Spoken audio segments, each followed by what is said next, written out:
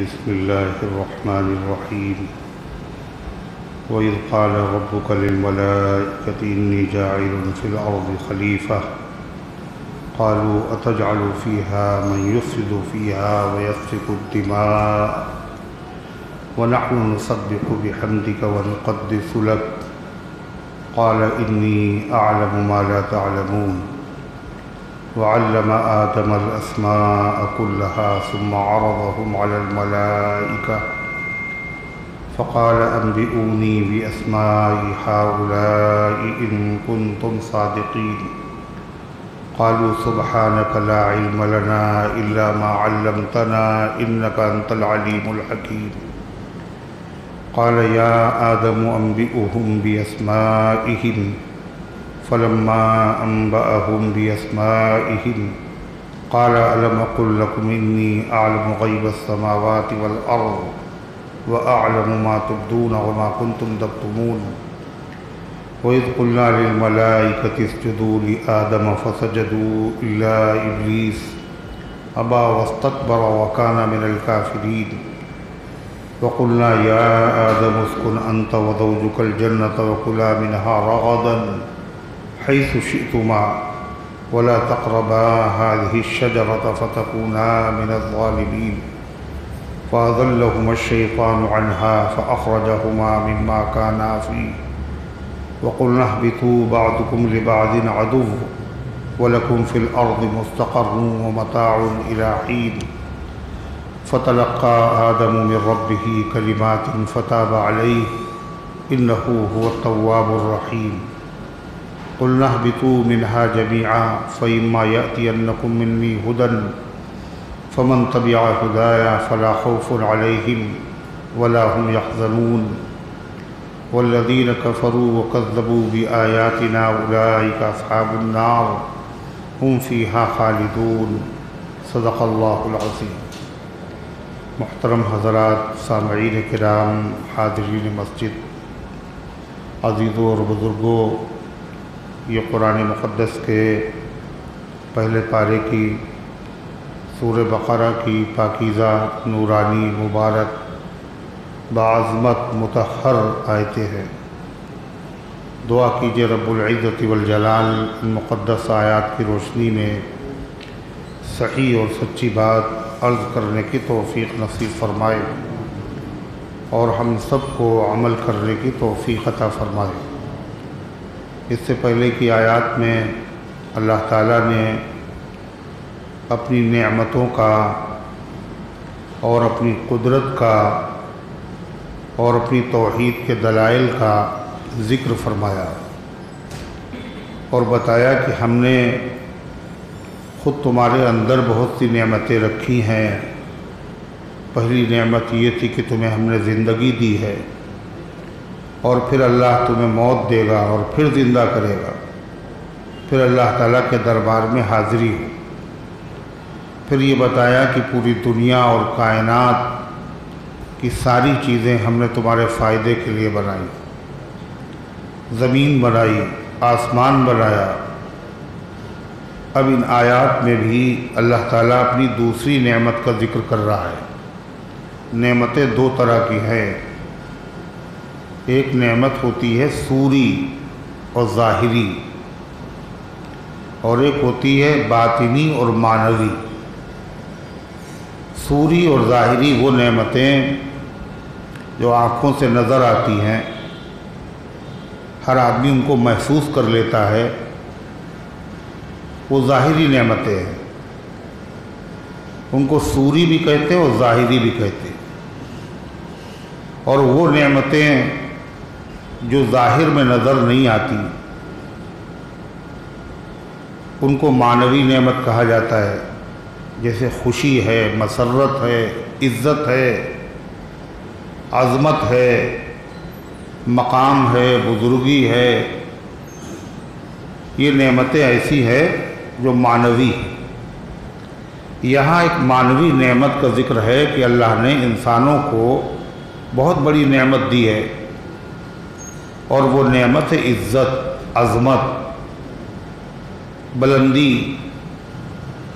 اسی سلسلے میں اللہ تعالیٰ نے حضرت آدم علیہ السلام کا پورا واقعہ بیان کیا ہے ایک رکوع میں، کہ یہ نعمت حقیقت میں تمام اولاد آدم پر ہے، اس لیے کہ ان کے باپ آدم علیہ السلام کو اللہ تعالیٰ نے اپنا زمین میں خلیفہ بنایا اور ان کو فرشتوں کا مسجود بنایا، فرشتوں کو ان کے سامنے سجدہ کروایا۔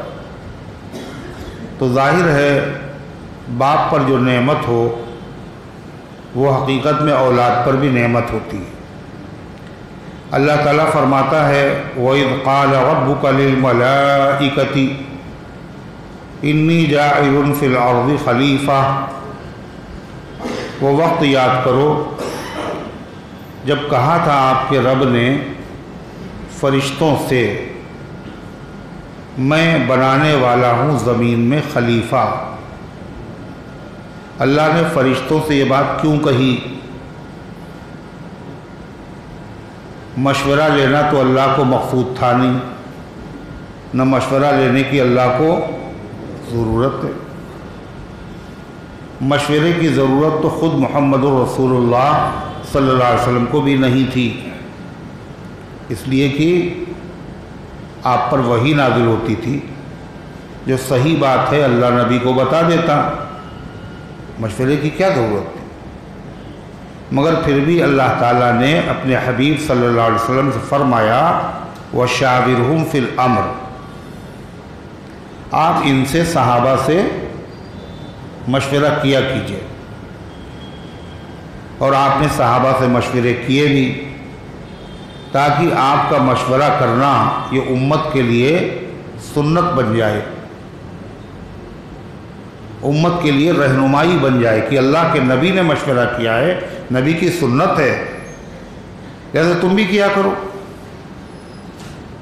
مشورہ فاروق اعظم بھی کیا کرتے تھے، اور انہوں نے اپنے بعد خلافت کے لیے ایک باقاعدہ کمیٹی مشورے کی بنائی، مجلس شورا۔ حالانکہ حضرت عمر ان لوگوں میں سے تھے جن کی رائے اتنی درست اور صحیح ہوتی تھی کہ اس کی تائید میں اللہ تعالیٰ نے قرآن کریم کی آیتیں نازل کی۔ یہ عمر کی رائے زیادہ اچھی، اللہ تعالیٰ کو ان کا مشورہ پسند آیا۔ 21 آیتیں قرآن کی ایسی ہیں جو فاروق اعظم کی رائے کی تائید میں نازل ہوئی۔ کتنی؟ 21 آیتیں، ایک بھی نہیں، 21 آیتیں۔ مگر پھر بھی وہ مشورہ کرتے تھے، کیوں؟ مشورہ کرنا سنت ہے۔ تو یہاں اللہ تبارک و تعالیٰ فرشتوں سے کہہ رہا ہے کہ میں زمین میں اپنا ایک نائب اور خلیفہ بنانا چاہتا ہوں، بنانے والا ہوں۔ تو فرشتوں کے سامنے جو اللہ نے ذکر کیا یہ مشورے کے لیے نہیں کیا، مگر صورت ہے مشورے کی، مشورہ نہیں ہے، شکل ہے ایک مشورے کی، لوگوں کے سامنے اپنی بات رکھی جائے۔ مقصد کیا تھا اس کا؟ فرشتوں کا امتحان۔ دیکھیں فرشتے کہتے کیا ہیں،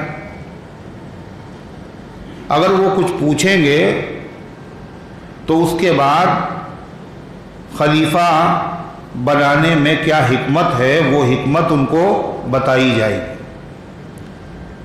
تو اللہ تعالیٰ نے فرمایا تمہارے رب نے فرشتوں سے میں زمین میں اپنا خلیفہ بنانے ہوں۔ خلیفہ کسے کہتے ہیں؟ جانشین۔ جانشین کسے کہتے ہیں؟ جگہ پر بیٹھنے والا، دوسرے کی جگہ پہ آنے والا۔ پہلے لوگ جو چلے جاتے ہیں ان کی جگہ پہ جو لوگ آتے ہیں وہ کیا ہیں؟ خلیفہ۔ جعلکم خلائف الارض، اللہ کہتا ہم نے تمہیں زمین میں خلائف بنایا۔ جتنے انسان دنیا میں ہیں یہ سب جانشین اور خلیفہ ہیں۔ کس کے؟ اپنے پہلوں کے ہیں، اپنے بزرگوں کے ہیں۔ جس مکان میں آپ رہتے ہیں اس مکان میں آپ ہمیشہ سے نہیں رہتے، پہلے کوئی اور رہتا تھا، اب آپ رہ رہے ہیں۔ آپ جانشین، آپ بھی ہمیشہ نہیں رہیں گے، آپ کے بعد آپ کے جانشین آئیں گے۔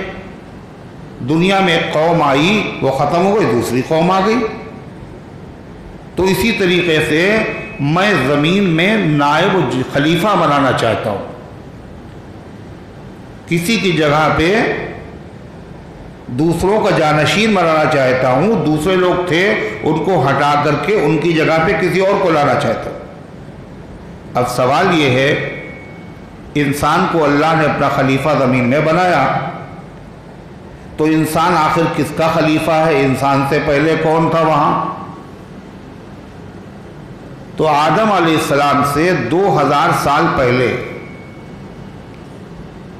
جنوں کو اللہ نے زمین میں بسایا تھا۔ اس زمین میں جن رہتے تھے 2000 سال پہلے، جنہوں نے شرارتیں کی، برائیاں کی، ان میں شر کا مادہ زیادہ ہے۔ اللہ نے فرشتوں کو حکم دیا اور فرشتے آئے اور انہوں نے قتال کیا، سزائیں دی، اور بہت سارے جنوں کو انہوں نے آبادی سے باہر جنگلوں میں، ویرانوں میں، پہاڑوں میں، سمندروں میں بھگا دیا۔ ان کو ہٹا کر کے انسان کو یہاں ان کا جانشین بنایا گیا ہے۔ تو فرمایا میں زمین میں بنانے والا ہوں خلیفہ۔ یا خلیفہ سے مراد یہاں صرف انسان نہیں ہے جو دوسروں کی جگہ پہ آئے ہیں، بلکہ اس سے مراد ایک خاص شخصیت اور ہستی یعنی حضرت آدم علیہ السلام ہیں۔ میں ان کو اپنا خلیفہ بنانا چاہتا ہوں، اپنا نائب بنانا چاہتا ہوں۔ یعنی حکومت تو اللہ کی سب کہیں ہے، کائنات اللہ کی، حکومت اللہ کی، حکم اللہ کا، مگر اللہ کے حکموں کو زمین والوں پر نافذ کرنے کے لیے، ان حکموں کو چلانے کے لیے ایک نائب کی ضرورت ہے جو اللہ کی طرف سے اللہ کے حکموں کو زمین والوں پر نافذ کرے۔ لہذا وہ میں خلیفہ بنانا چاہتا ہوں۔ چنانچہ حضرت آدم علیہ السلام خلیفہ کس کے ہیں؟ اللہ کے۔ ہر نبی کیا ہے؟ خلیفہ ہے۔ کس کا؟ اللہ کا خلیفہ۔ اور ابو بکر و عمر و عثمان و علی یہ رسول اللہ صلی اللہ علیہ وسلم کے خلیفہ ہیں۔ نبی اللہ کا خلیفہ ہوتا ہے۔ یا داؤد انا جعلناکم خلیفۃ فی الارض، اے داؤد ہم نے تمہیں زمین میں خلیفہ بنایا۔ تو 1,24,000 کم و بیش پیغمبر آئے، ہر پیغمبر اللہ کا خلیفہ ہے۔ شروعات آدم علیہ السلام سے ہوئی اور اللہ کی خلافت کا اختتام کس پر ہوا؟ محمد الرسول اللہ صلی اللہ علیہ وسلم پر ہوا۔ آپ کی خلافت سب سے زیادہ طویل اور سب سے زیادہ زمانے تک باقی رہنے والی، صرف قبیلے پر نہیں پوری دنیا پر آپ کی خلافت، انسانوں پر بھی اور جنوں پہ بھی آپ نے حکم نافذ فرمائے۔ انسانوں کو بھی قرآن سنایا آپ نے اور جنوں کو بھی آپ نے قرآن سنایا۔ اور آپ نے کیا کہا؟ صحابہ سے میں نے سورہ رحمان تمہیں سنائی تھی اور جنوں کو بھی سنائی، مگر جنوں کو جب سنائی تو وہ بہت عمدہ جواب دیتے تھے۔ جب میں کہتا تھا فَبِأَيِّ آلَاءِ رَبِّكُمَا تُكَذِّبَانِ، اے انسانوں اے جنوں تم اللہ کی کون کون سی نعمتوں کو جھٹلاؤ گے؟ تو جن کہتے تھے لا نکذب شیئا من ربک فلک الحمد، اے میرے رب ہم آپ کی کسی نعمت کو نہیں جھٹلاتے، آپ ہی کے لیے تعریف ہے۔ تو حضور پاک صلی اللہ علیہ وسلم کی خلافت دوسرے انبیاء کی طرف نہیں، ایک خاص مقام خاص قوم کے لیے، بلکہ پورے عالم کے لیے اللہ نے آپ کو نبی بنایا، اپنا خلیفہ بنایا۔ اور نبیوں کی نبوت کا ایک زمانہ تھا، وہ ختم۔ آپ کی نبوت کا زمانہ آج بھی باقی اور قیامت تک باقی رہے گا۔ آپ جو حکم لائے ہیں وہی نافذ ہوتے رہیں گے۔ تو غرض ہے کہ اللہ تعالیٰ نے فرمایا میں زمین میں اپنا نائب بنانا چاہتا ہوں، خلیفہ بنانے والا۔ فرشتوں نے جب سنا تو فرشتوں نے کیا کہا؟ अतजअलु फीहा मन युफ्सिदु फीहा व यस्फिकु दिमा, क्या आप उसमें उनको नायब बनाएंगे, खलीफा बनाएंगे जो उसमें फसाद करेंगे, व यस्फिकु दिमा, और खूनरेजियां करेंगे, खून बहाएंगे।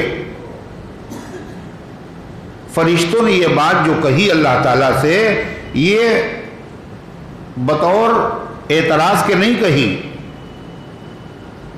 सवाल ये कि फरिश्तों ने ये कहा कैसे, फरिश्तों को पता कैसे चला कि जिनको खलीफा बनाया जाएगा, जो इंसान ज़मीन में बसाए जाएंगे, वो खूरेजियां करेंगे, वो फसाद करेंगे। फरिश्तों ने ये बात क्यों कही? मुफस्सिरीन ने लिखा इसलिए कही, कयास किया फरिश्तों ने, कयास कि ज़मीन पर पहले जिन लोगों को अल्लाह ने खलीफा बनाया था, नायब बनाया था, बसाया था इस ज़मीन पर, वो जिन थे। उन्होंने क्या किया था? फसाद बर्पा किया था। अब उसके बाद ये इंसान बसाए जाएंगे, ये भी फसाद करेंगे, उन्हीं जैसे ये भी होंगे। यह मतलब यह है कि अल्लाह ने फरिश्तों को बता दिया था कि हम खलीफा बनाएंगे, आदम अलैहिस्सलातु वस्सलाम बनेंगे, उनकी जो औलाद होगी उनमें अच्छे भी होंगे और बुरे भी होंगे, उनमें झगड़े भी होंगे, उनमें गुनाह भी होंगे, उनमें नाइंसाफ़ी करने वाले भी होंगे, और आदम अलैहिस्सलाम हमारे हुक्मों को नाफिज करेंगे। इसलिए उन्होंने कहा। यह फिर लफ्ज़ खलीफा सुन करके फरिश्ते समझ गए कि खलीफा का मतलब यह है अल्लाह के हुक्मों को नाफिज करने वाला। और अल्लाह का हुक्म जब नाफिज किया जाएगा, कब? अल्लाह का हुक्म है चोर का जब जुर्म साबित हो जाए तो उसका हाथ काट दिया जाए। अब अगर ये कोई चोरी नहीं करेगा तो अल्लाह का हुक्म, बोलो, नाफिज कैसे होगा? अगर किसी ने मुंह काला किया किसी से और जुर्म साबित हो गया तो अल्लाह का हुक्म क्या है? अगर वो शादीशुदा है तो संसार कर दिया जाए, और गैर शादीशुदा है तो उसके कोड़े लगाए जाएं। और अगर ऐसा कोई नहीं होगा तो ये अल्लाह का हुक्म नाफिज कैसे होगा? इसका मतलब ये है ऐसे लोग होंगे जो गुनाह करेंगे। तो फरिश्तों ने यह अर्ज किया कि ऐ अल्लाह, जब ये ऐसे लोग होंगे जो गुनाह करेंगे तो हम लोग गुनाह करते भी नहीं हैं, आपके इताअतशार हैं, आपके फरमाबरदार हैं, तो हम लोगों के होते हुए ज़मीन पर ऐसे लोगों को बसाना जो फसाद करें, खुरेजियां करें, ऐ अल्लाह इसमें हिकमत क्या है? फरिश्तों ने यह बात एतराज़ के तौर पर नहीं कही। यानी यूं समझिए एक मालिक है और उसके कई एक गुलाम और नौकर हैं, वो अपने नौकरों से कह रहा है हम सोच रहे हैं एक नौकर और हम रख लें। तो वफादार नौकर अर्ज कर रहे हैं कि साहब क्या हम लोग काफ़ी नहीं, क्या हमसे कुछ कसूर हुआ, क्या ठीक से हम खिदमत नहीं कर पा रहे हैं जो किसी अमले को मज़ीद बढ़ाने की ज़रूरत है? ऐ अल्लाह, हम आपकी तस्बीह करते हैं, आपकी तक़दीस करते हैं, हम आपकी फरमाबरदारी करते हैं, तो फरमाबरदारों को होते हुए ऐसे लोग जो नाफरमानियाँ करेंगे, खुरेजियाँ करेंगे, फसाद करेंगे, ऐसे लोगों को खलीफा बनाना और ज़मीन में बसाना, इसमें हिकमत क्या है? अल्लाह फरमाबरदार मौजूद और फिर भी नाफरमान लोगों को ज़मीन पे बसाया जाए। हम लोग इसके ज़्यादा मुस्तहिक़ हैं, हम लोग ये काम भी कर लेंगे।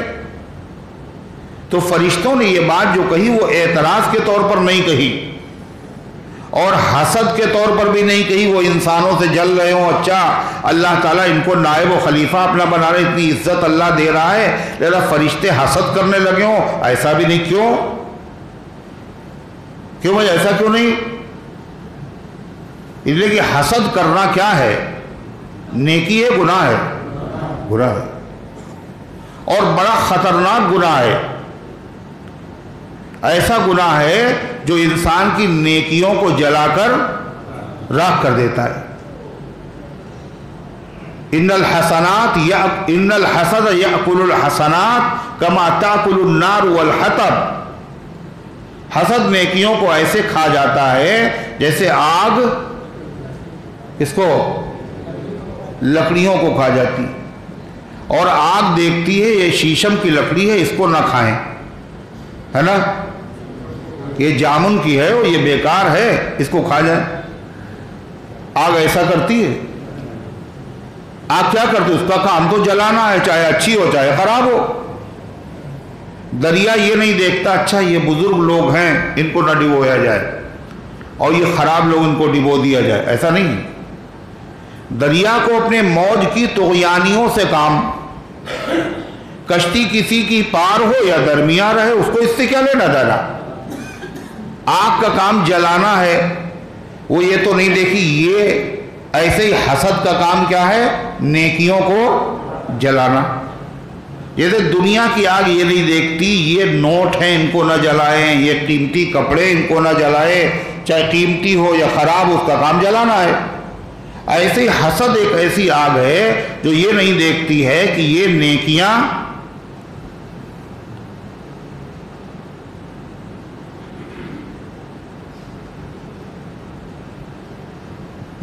نیکیاں مولانا صاحب کی ہیں، لہذا حسد ان کی نیکیاں نہ جلائے۔ یہ فلاں حافظ جی کی نیکیاں ہیں ان کو نہ جلائیں، یہ امام صاحب ان کی نہ جلائیں، یہ مؤذن ان کی نہ جلائیں، ایسا نہیں۔ حسد کا کام ہے نیکیوں کو ختم کرنا، اور یہ سب سے پہلا گناہ ہے جو آسمانوں پر ہوا، اور سب سے پہلا گناہ ہے جو زمین پر ہوا۔ آسمان پر سب سے پہلے ابلیس نے حسد کیا آدم علیہ السلام پر، اور زمین پر آدم علیہ السلام کے ایک بیٹے نے دوسرے بیٹے پر حسد کیا، قابیل نے حابیل پہ حسد کیا۔ تو حسد گناہ ہے، اور فرشتے بھائی معصوم ہیں، اور معصوم کا مطلب میں نے پچھلے درس میں بتایا تھا، یاد ہے؟ معصوم کسے کہتے ہیں؟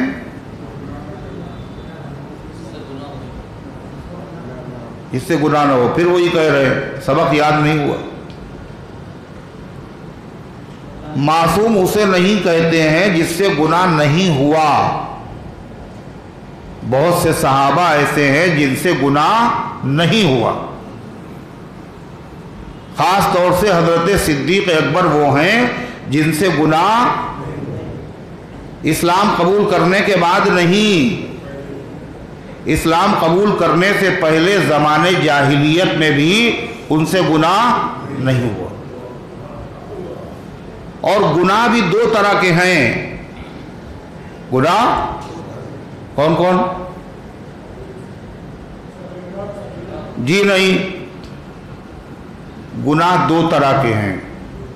ایک ایسی چیزیں جو ہمیشہ سے گناہ ہیں، کبھی ان کی اجازت نہیں رہی۔ ہر نبی کی شریعت میں وہ چیزیں گناہ تھیں، گناہ ہیں، گناہ رہیں گی۔ ایسی چیزیں کیا ہیں؟ قرآن کریم میں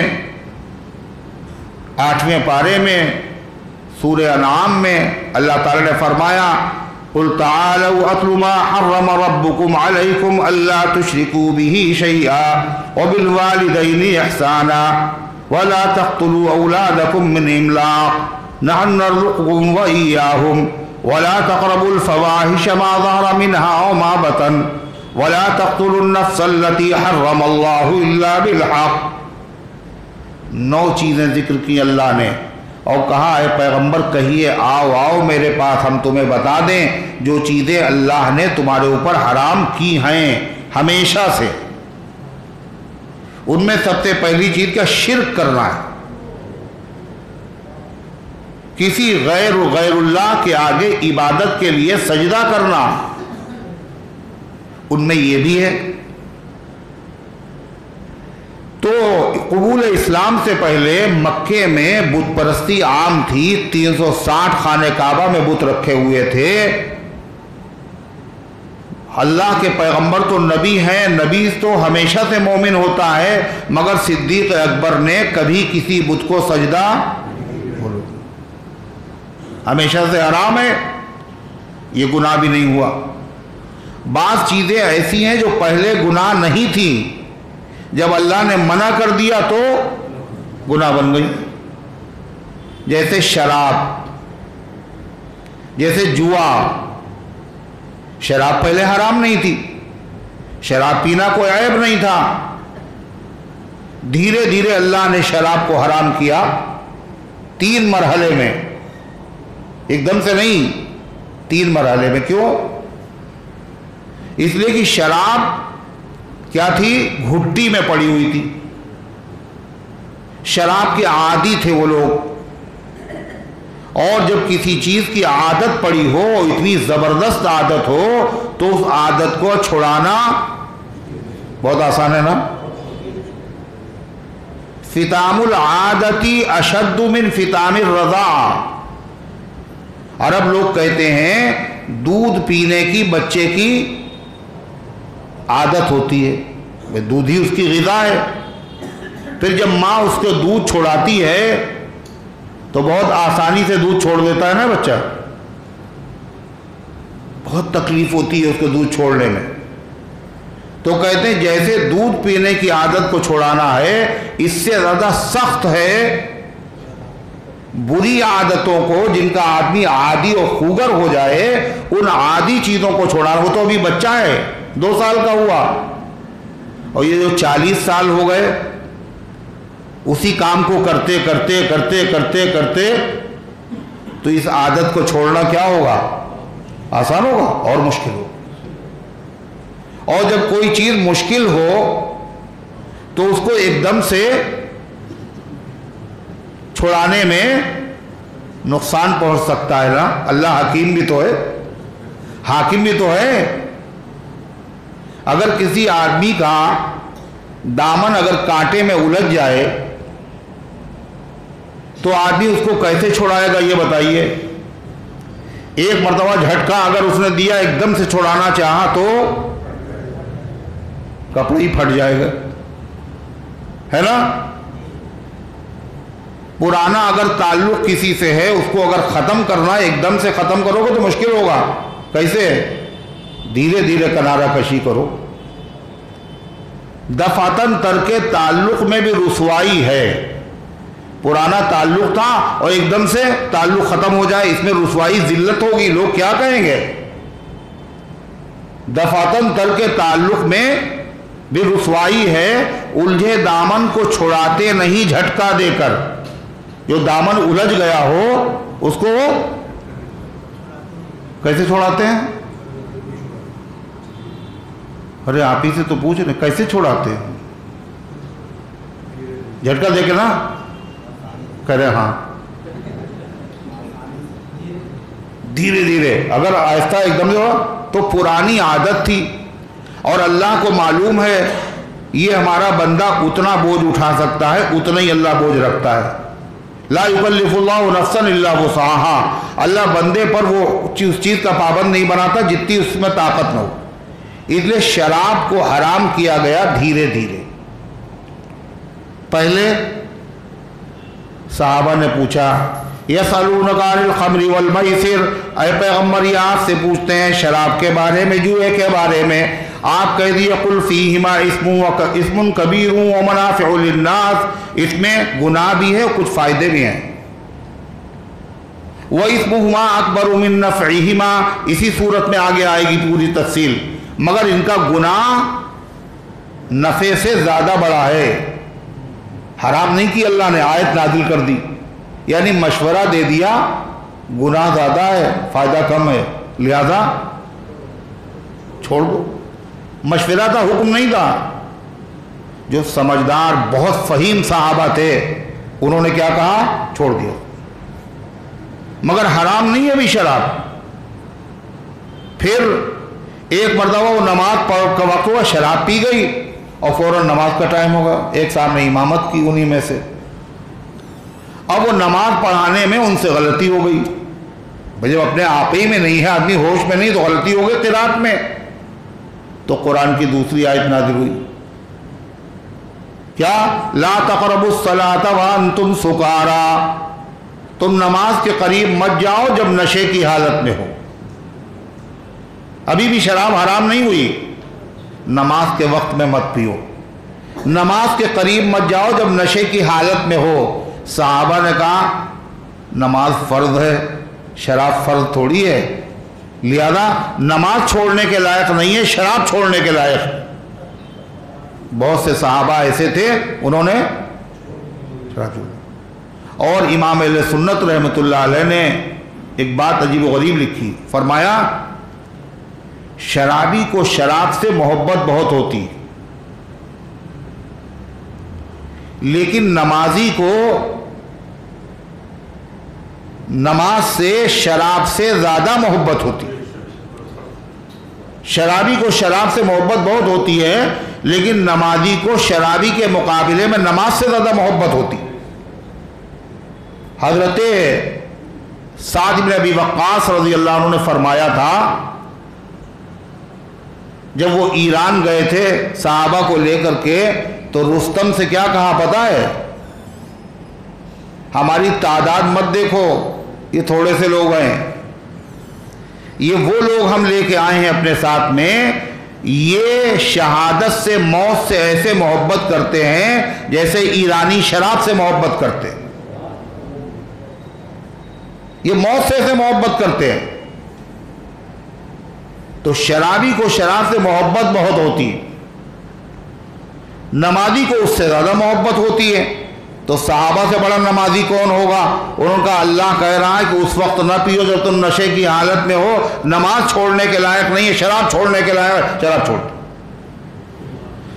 مگر ابھی بھی صاف صاف حرام نہیں کیا گیا شراب کو، اگر کوئی پی لے تو گناہ نہیں، وہ اس وقت میں نہ پیے۔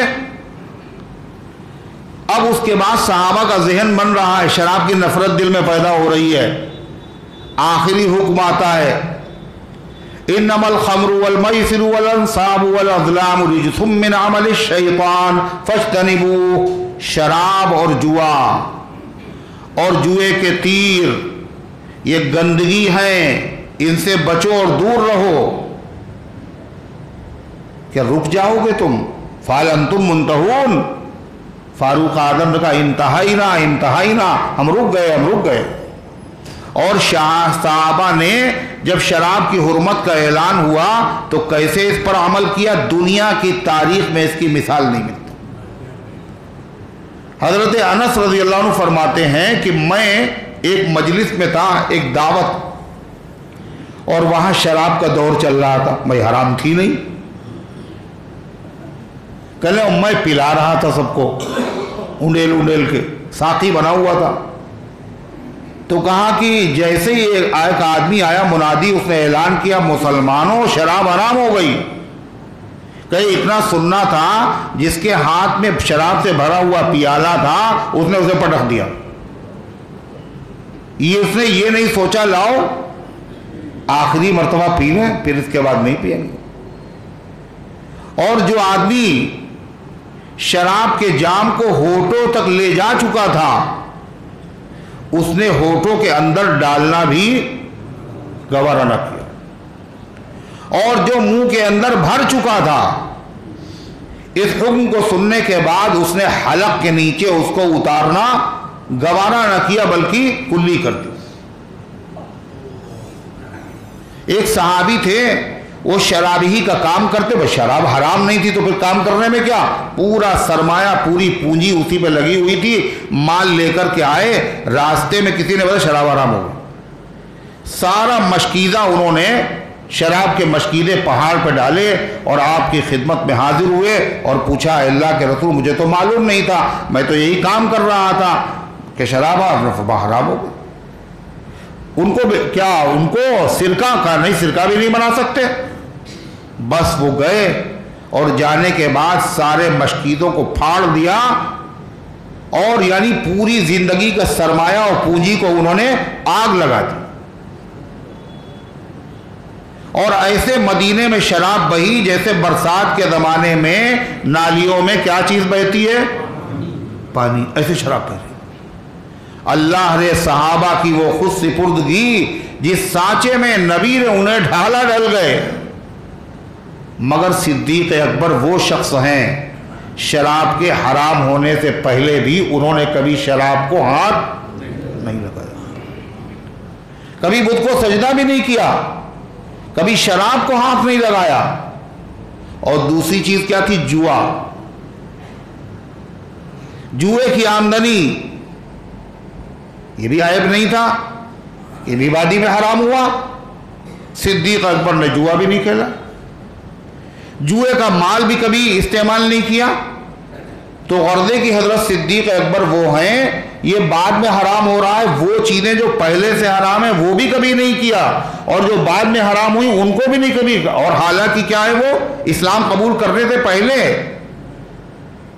تو معلوم یہ ہوا پھر بھی صدیق اکبر معصوم، بولو معصوم نہیں، اور حضرت عمر بھی معصوم نہیں۔ حالانکہ حضرت عمر کے بارے میں اللہ کے رسول صلی اللہ علیہ وسلم نے ضمانت دی، ایسی ضمانت جو کسی صحابی کے بارے میں نہیں، کسی صحابی کے بارے میں نہیں۔ آپ نے کیا فرمایا پتہ ہے؟ انی لانظر شیاطین الانس والجن قد فروا من عمر، میں انسانوں میں سے شیطانوں کو دیکھتا ہوں اور جنوں میں سے شیطانوں سے دیکھتا ہوں، یہ دونوں عمر سے بولو بھاگتے ہیں، یعنی عمر کے قریب نہیں آئے۔ جب شیطان نہیں آئے گا قریب تو حضرت عمر کی کسی بات میں، کسی کام میں، کسی فعل میں، کسی فیصلے میں شیطان کا دخل۔ ترمذی کی روایت ہے ان الشیطان لیخاف منک یا عمر، عمر شیطان تم سے ڈرتا ہے۔ بخاری شریف کی روایت ہے یا ابن الخطاب والذی نفسی بیدی، اے خطاب کے بیٹے اس ذات کی قسم جس کے قبضے میں کیا ہے؟ میری جان ہے۔ یہ قسم کون کھا رہا ہے؟ بولو اللہ کے رسول قسم کھا رہے، اس ذات کی قسم جس کے قبضے میں میری جان ہے۔ ما لقیک الشیطان سالکن فجن الا سلک فجن غیر فجک، شیطان جب تمہیں کسی راستے پر چلتے ہوئے دیکھتا ہے تو اس راستے کو چھوڑ دیتا ہے، دوسرے راستے پر چلا جاتا ہے۔ یہ کس نے کہا؟ اللہ کے حبیب صلی اللہ علیہ وسلم نے فرمایا، قسم کھا کے فرمایا۔ مگر پھر بھی حضرت عمر بولو معصوم نہیں ہے۔ اس سے بڑی ضمانت کیا ہوگی؟ بھائی سارے گناہ شیطان کی وجہ سے ہوتے ہیں۔ ان عبادی لیس لک علیہم سلطان، شیطان سے خدا نے کہہ دیا تھا میرے کچھ بندے ایسے ہیں جن کے اوپر شیطان کا داؤں نہیں چلے گا۔ حضرت عمر کے بارے میں فرما دیا کہ تمہارے راستے پہ بھی شیطان قدم نہیں رکھے گا، مگر پھر بھی حضرت عمر معصوم نہیں ہے۔ کیا پتہ چلا؟ معصوم کی تعریف کیا پتہ چلی؟ جس سے گناہ کبھی نہ ہوا ہو وہ معصوم نہیں ہے۔ ایسے تو صحابہ ہیں جن سے کبھی گناہ نہیں ہوا۔ لقب خود ساختہ معصومیت کا ہم نہیں دیتے، مگر ہر معصیت سے بے خبر صدیق اکبر۔ معصیت گناہ ہوتا کیا ہے ابو بکر جانتے نہیں ہیں، مگر پھر بھی ہم انہیں معصوم کیوں نہیں کہیں گے؟ معصوم کا مطلب یہ نہیں جس سے گناہ نہ ہوا ہو، پھر معصوم کا مطلب کیا ہے؟ جس سے گناہ کبھی ہو ہی نہیں سکتا، ناممکن اور محال ہے، ہوا نہیں مگر ہو سکتا ہے۔ معصوم جس سے گناہ بولو ہو ہی نہیں سکتا، ناممکن ہے۔ تو انبیاء کیا ہوتے ہیں؟ معصوم ہوتے ہیں۔ انبیاء کے علاوہ کوئی معصوم نہیں ہوتا، جو نبی ہوتا ہے وہ معصوم ہوتا ہے۔ اب اگر کوئی آدمی کسی اور کو اگر معصوم کہے نبی کے بعد، اس کا مطلب وہ یہ کیا کہہ رہا ہے؟ وہ کان کو گھما کے پکڑ رہا ہے۔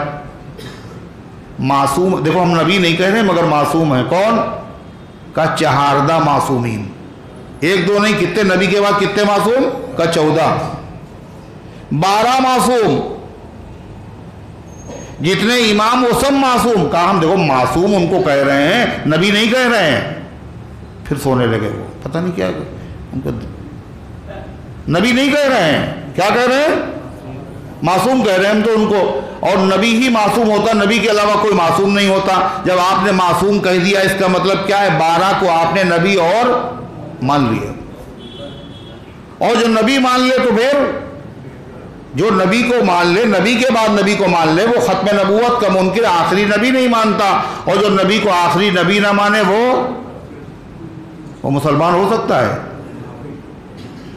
یہ سارے لوگ اپنے آپ کو کیا کہتے ہیں؟ اثنا عشری۔ اثنا عشری میں اثنا مانے، اثنا عشر مانے 12۔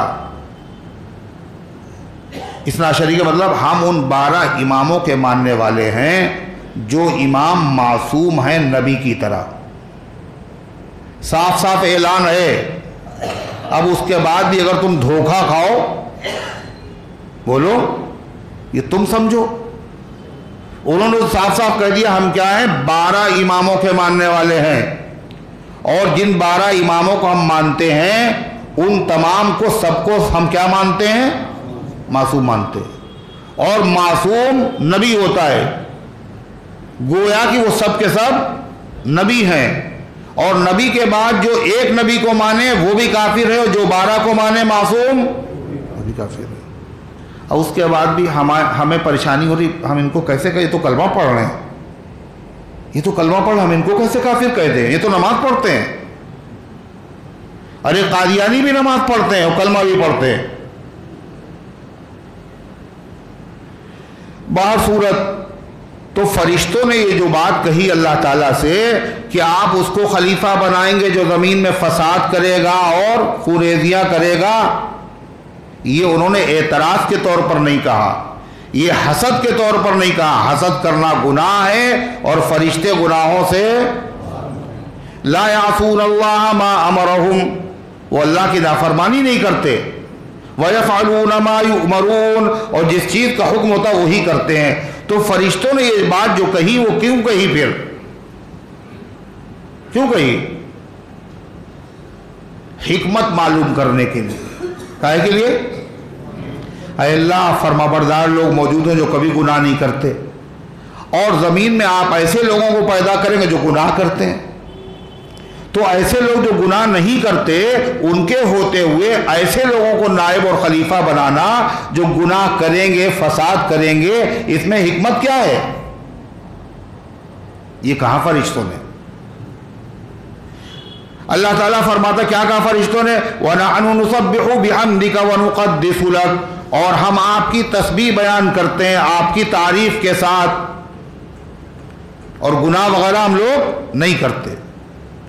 لہذا ہم لوگوں کو اگر بنا دیا جائے، مطلب یہ نہیں کہ ہم لوگوں کو بنا دیا ہے، مطلب تو یہی ہوا ہم فرمانبردار ہیں، وہ نافرمان ہیں۔ فرمانبرداروں کے ہوتے ہوئے نافرمانوں کو پیدا کرنے کے لیے ضرورت کیا ہے؟ اس میں حکمت کیا ہے؟ اللہ نے کیا جواب دیا؟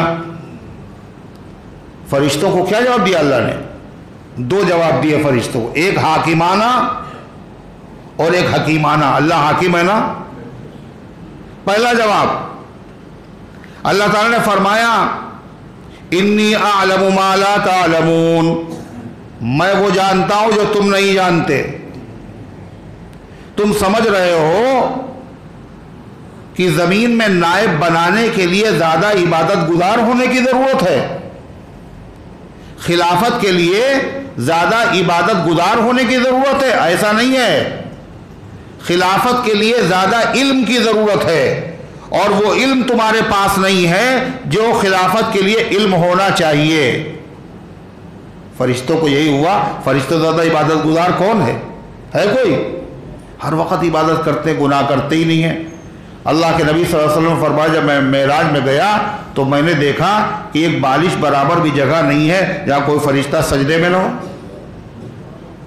ہر وقت جیسے ہم لوگ سانس لیتے ہیں ایسے فرشتے اللہ کی تسبیح پڑھتے ہیں، وہ کھانا بھی نہیں کھاتے ہیں اور وہ سوتے بھی نہیں ہیں، ہر وقت اللہ کا ذکر کرتے ہیں۔ عبادت میں فرشتوں سے آگے کون ہوگا؟ اللہ تعالیٰ نے فرمایا میں جانتا ہوں تم نہیں جانتے ہو، زمین کی خلافت کے لیے جس چیز کی ضرورت ہے وہ چیز تمہارے اندر نہیں ہے۔ تم فرمانبرداروں سے زمین کا کام، زمین کی خلافت کا کام نہیں ہو پائے گا۔ تم جیسے فرما بردار وہ کام نہیں کر پائیں گے. زمین میں جس خلیفہ کی ضرورت ہے اس کے لیے اس کے اندر علمی کمال ہونا چاہیے.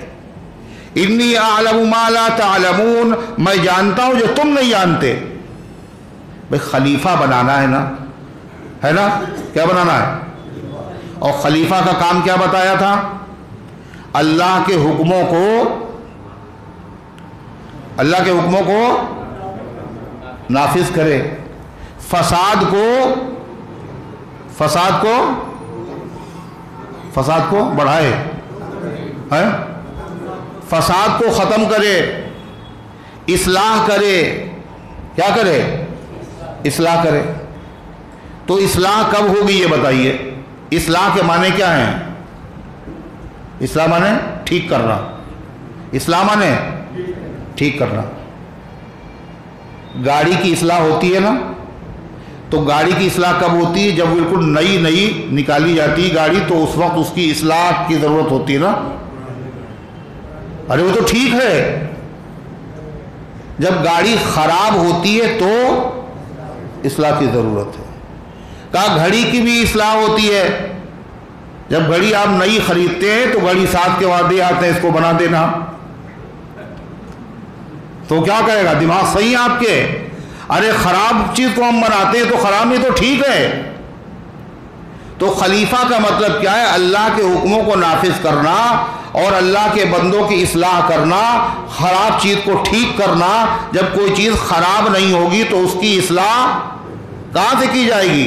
جب گناہ نہیں ہوگا تو گناہ پر سزا بولو کیسے دی جائے گی؟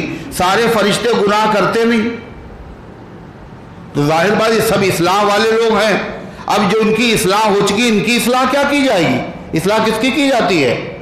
بگاڑ کی اور فساد کی. لہذا خلیفہ بنانے کی جو وجہ ہے وہ تم سمجھے ہی نہیں. خلیفہ ہوتا ہے فساد کو دور کرنے کے لیے.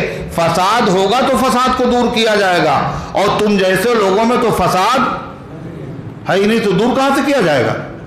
انی اعلم ما لا تعلمون، میں وہ بات جانتا ہوں جو تم جو کہہ رہے ہو یہ فساد کرے گا، خوریزی کرے گا نا، یہی تو علت ہے خلیفہ بنانے کی. اور تم لوگوں میں یہ چیز بولو ہے نہیں. جس چیز کو تم سمجھ رہے ہو یہ خلافت اس کی وجہ سے نہیں ملنا چاہیے، وہی خلافت کی وجہ ہے، وہی چیز خلافت کا ذریعہ ہے. دوسری بات، فرشتوں نے یہ کہا کہ کیا آپ ان کو خلیفہ بنائیں گے جو زمین میں فساد کریں گے، خوریزیاں کریں گے، ہے نا؟ تھوڑا سا آگے بڑھ کے بیٹھیے، ان کو آگے بٹھائیے، آپ آگے آ جائیے بالکل میرے پاس یہاں پہ.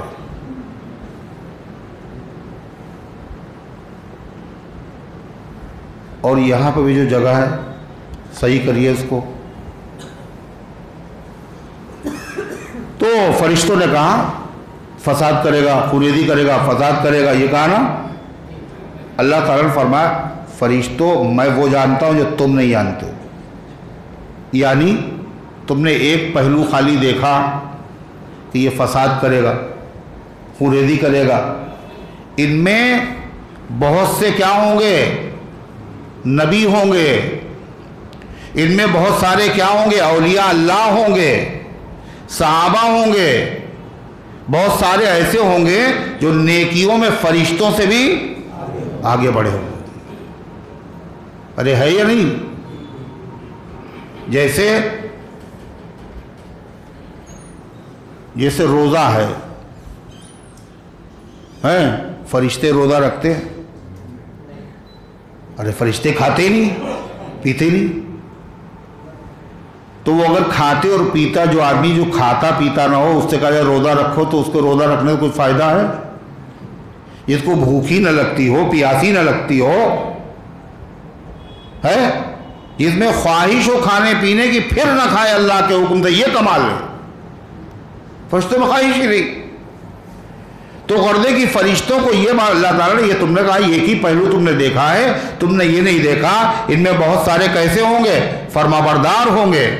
بہت سارے انبیاء ہوں گے، اولیاء ہوں گے، صلح ہوں گے. وہ فساد نہیں کریں گے بلکہ فسادیوں کی اصلاح کریں گے.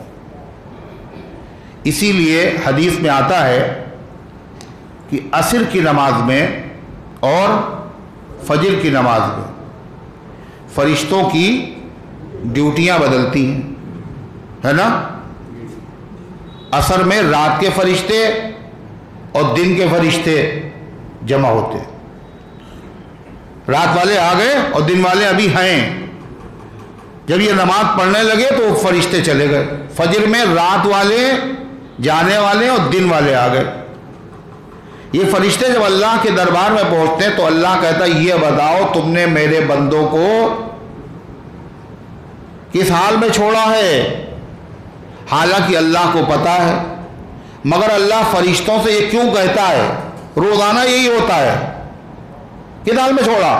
فرشتے کہتے اتیناہم وہم یصلون وترکناہم وہم یصلون، اے اللہ جب ہم پہنچے تو وہ نماز پڑھ رہے تھے، اور جب ہم ان سے رخصت ہوئے تو وہ، اللہ کہتے تم نے تو کہا تھا یہ فساد کریں گے زمین، یہ خون بہائیں گے، تم خود ہی بتا رہے ہو ان کو ہم نے چھوڑا تو وہ نماز پڑھ رہے تھے، اور ان کو چھوڑا جب گئے تو نماز پڑھ رہے تھے۔ روزانہ یہ ہوتا ہے۔ عرفات کے میدان میں اللہ فرشتوں سے پوچھتا ہے یہ کاہے کے لیے یہاں اکٹھا ہو گئے؟ فرشتے بتاتے ہیں کہ اے اللہ یہ تو مغفرت کے لیے آئے ہیں۔ اللہ کہتا گوار ہو ہم نے ان سب کی مغفرت کر دی۔ عیدگاہ میں اللہ فرشتوں سے پوچھتا ہے یہ بتاؤ جس مزدور نے 1 مہینے تک مزدوری کی ہے تو وہ اجرت کا مستحق ہے یا نہیں ہے؟ فرشتے کہتے ہاں۔ اللہ کہتا میری عزت اور میری جلال کی قسم آج میں نے ان سب کو معاف کر دیا ہے، یہ جا رہے معافی کے ساتھ۔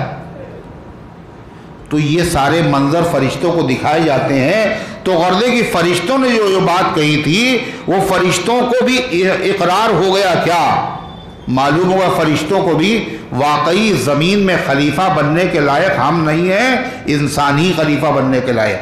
کیوں؟ جس علم کی ضرورت ہے زمین کی خلافت کے لیے وہ علم ہمارے پاس، اللہ تعالیٰ نے اس کو اور کھول دیا، فرشتوں کو اور دکھا دیا کہ زمین میں نائب بننے کے لائق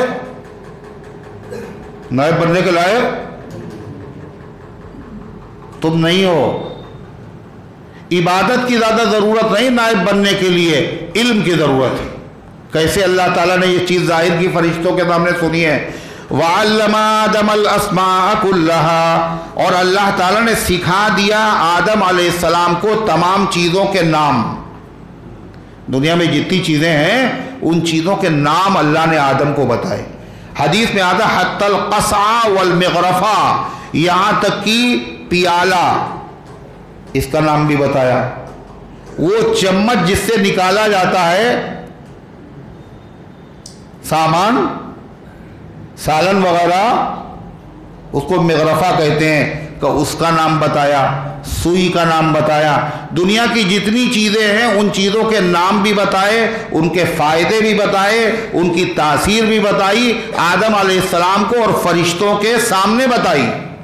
ایسا نہیں ہے کہ آدم علیہ السلام کو چپکے سے سکھا دیا اور فرشتوں کو خبر نہ ہو، فرشتوں کے سامنے سکھایا ان تمام چیزوں کا علم، اور سکھانے کے بعد پھر کیا کیا؟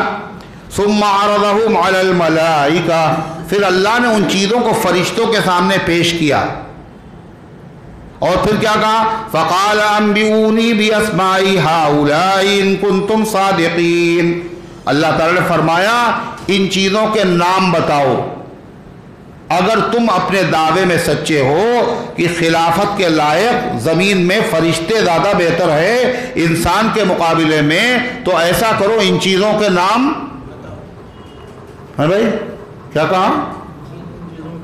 ان چیزوں کے نام بتاؤ۔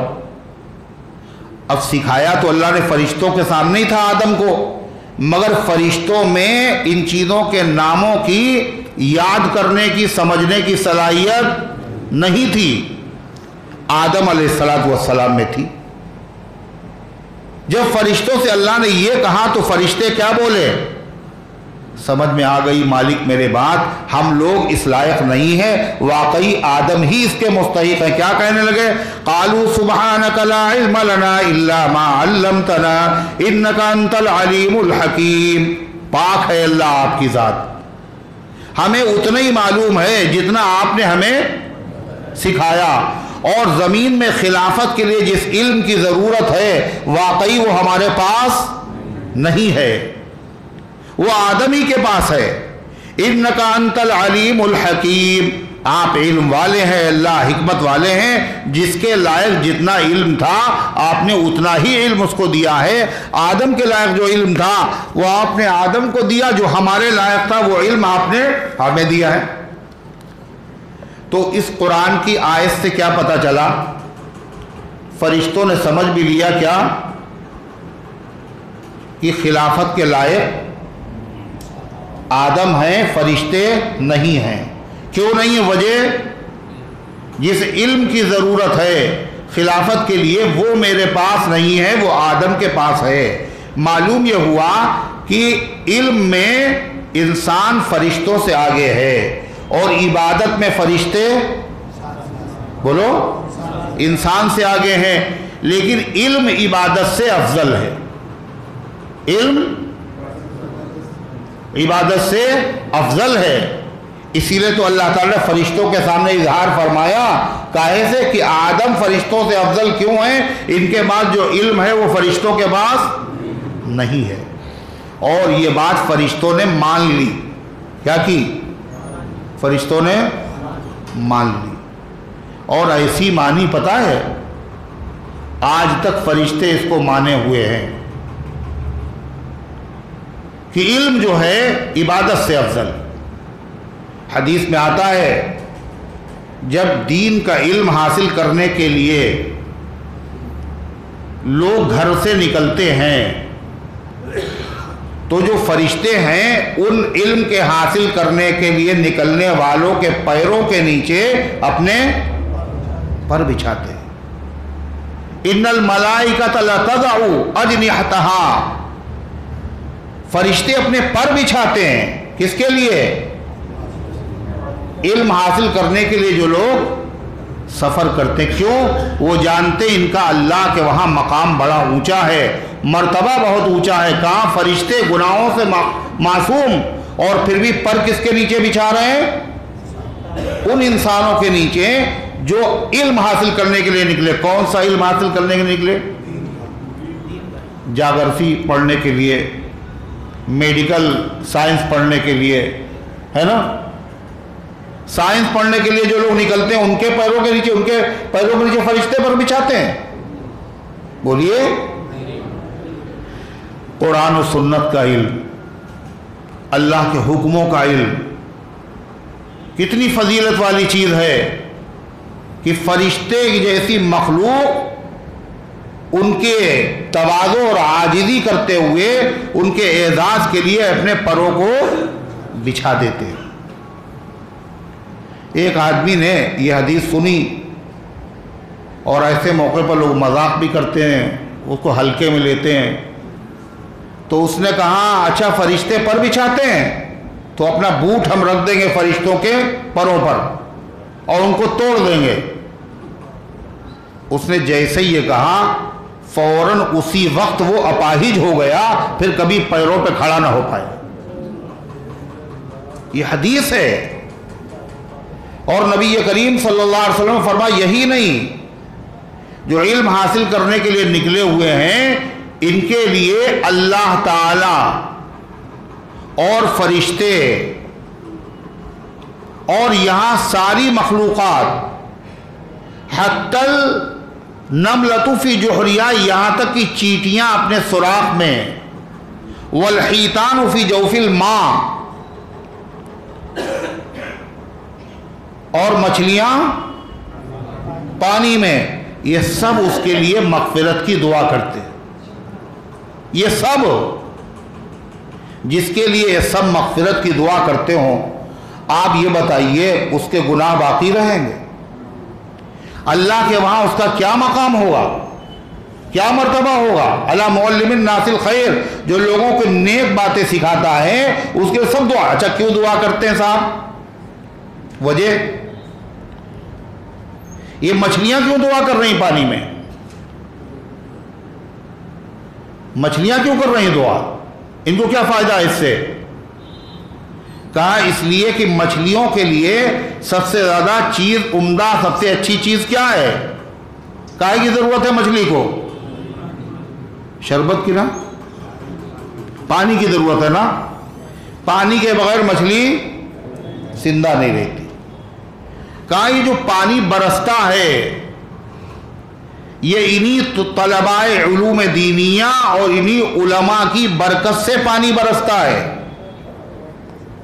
اور جب پانی برستا ہے تو پانی برسنے کی وجہ سے کھیتوں میں فصلیں خراب ہو جاتی ہیں، فصلیں اچھی ہوتی ہیں، اور باغوں میں پھل خوب آتے ہیں، اور ان سے فائدہ جانور بھی اٹھاتے ہیں اور تمام مخلوقات اٹھاتی ہیں۔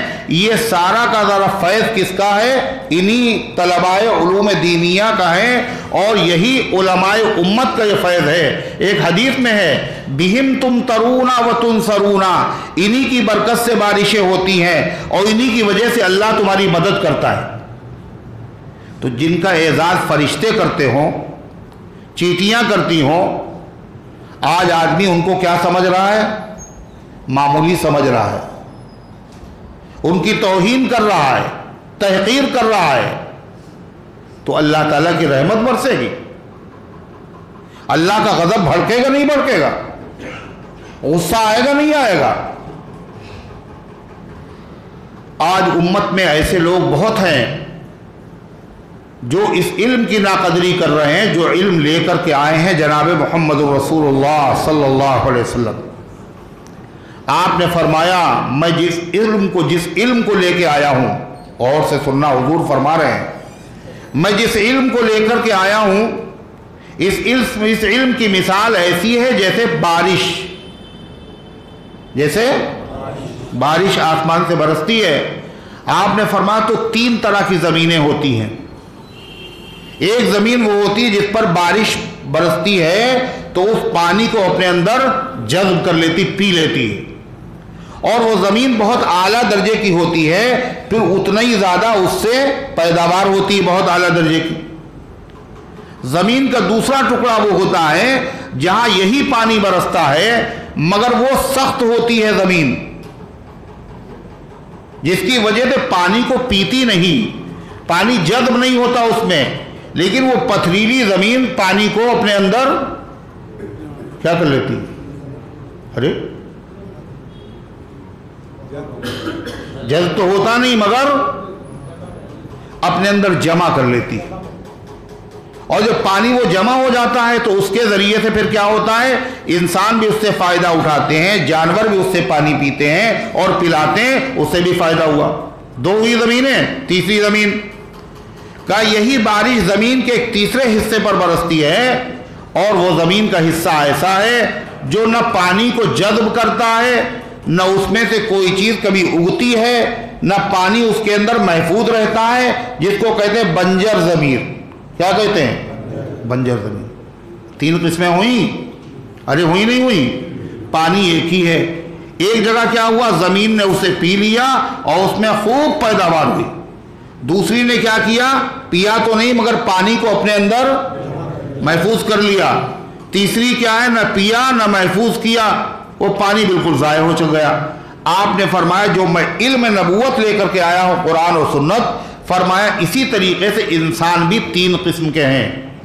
کئے قسم کے ہیں؟ 3 قسم کے ہیں۔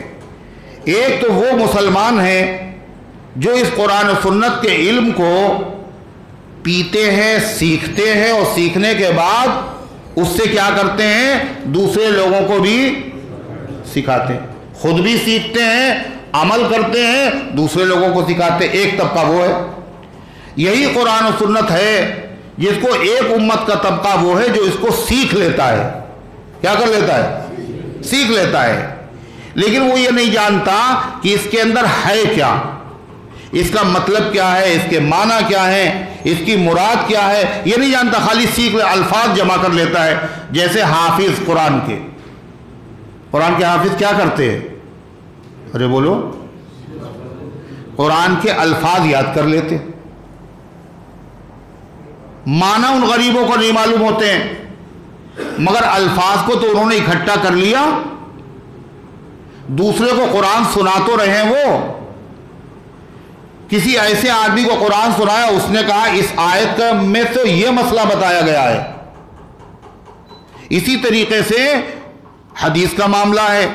ایک تو وہ لوگ ہیں جو حدیث کو سیکھتے ہیں اور اچھی طرح سیکھ لیا، اور سیکھنے کے بعد خود بھی عمل کیا اور دوسروں کو سکھا رہے ہیں۔ ایک وہ لوگ ہیں جو حدیث کے الفاظ رٹتے ہیں، الفاظ کو سیو کر لیتے ہیں۔ جتنے محدثین ہیں، امام بخاری ہے، امام مسلم ہے، امام ترمذی ہیں، امام ابو داؤد ہیں، اور امام ابن ماجہ ہے، جتنے بھی امام ہیں، ان لوگوں نے کیا کیا پتہ ہے؟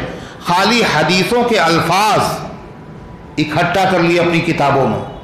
جب حدیث کسی کو تلاش کرنا پڑی تو کتاب میں دیکھ لی، ان حدیثوں کو جمع کر لیا، لیکن ان حدیثوں سے مسئلے کیا نکلیں گے، ان احادیث سے مسائل کیا نکلیں گے، ان کو نہیں پتا۔ یہ مسائل کس نے نکالے؟ کہ امت کا وہ طبقہ ہے جن کو امام کہا جاتا ہے، جن کو مجتہد کہا جاتا ہے، جیسے امام حنیفہ، امام شافعی، امام احمد بن حنبل، امام مالک۔ یہ وہ لوگ ہیں جو حدیث کو پڑھنے کے بعد اس حدیث کے اندر موتی کیا ہے، مسئلہ کیا ہے، اس سے کون سا مسئلہ نکل رہا ہے، ان کو مسائل معلوم ہوتے ہیں، تو یہ مسائل پڑھتے بھی ہیں، مسائل نکالتے ہیں، امت کو بھی ان سے فائدہ ہوتا ہے۔ اب آپ بتائیے، حضور پاک صلی اللہ علیہ وسلم کے زمانے میں خون چڑھانے کا طریقہ تھا؟ ایک آدمی کا خون دوسرے کے چڑھایا جا سکتا تھا؟ ہو سکتا تھا؟ پھر کوئی حدیث میں ہے ہی نہیں کہ خون چڑھایا گیا ہو، قرآن کی کسی آیت میں نہیں ہے کہ قرآن کو خون چڑھایا گیا۔ اب سائنس نے ترقی کی، مریض بالکل لبے دم ہے، اگر خون نہیں چڑھائے گا، خون کی کمی اتنی ہے، مر جائے گا، یہ آپریشن نہیں ہو پائے گا۔ اب خون اگر دوسرے کا چڑھایا جا رہا تو یہ جائز ہے یا ناجائز؟ کیسے معلوم کرے؟ کہ قرآن کی کسی آیت میں تو یہ لکھا نہیں ہے، کسی حدیث میں بھی یہ نہیں ملتا۔ اب کیا کریں؟ تو کہا انہی اماموں سے پوچھا، آپ لوگ بتائیے کہاں ہے؟ تمہیں نظر نہیں آئے گا؟ ہمیں نظر آ رہا ہے۔ کیسے؟ کہا بچے کی ماں بچے کو دودھ پلاتی ہے، قرآن میں ہے والوالدات یرضعن اولادہن، مائیں اپنے بچوں کو دودھ پلائیں، اور دودھ حقیقت میں خون ہوتا ہے، خونی سے بنتا ہے۔ اگر ماں دودھ نہ پلائے تو بچے کی زندگی بولو خطرے میں پڑ جائے گی۔ تو ایک کا خون دوسرے خون میں منتقل ہو رہا ہے، جیسے جان بچانے کے لیے وہاں دودھ پلایا جا رہا ہے، یہاں جان بچانے کے لیے ایک کا خون دوسرے مریض کو چڑھایا جا رہا ہے۔ یہ مسئلہ کہاں سے؟ کہ اسی آیت سے نکلا۔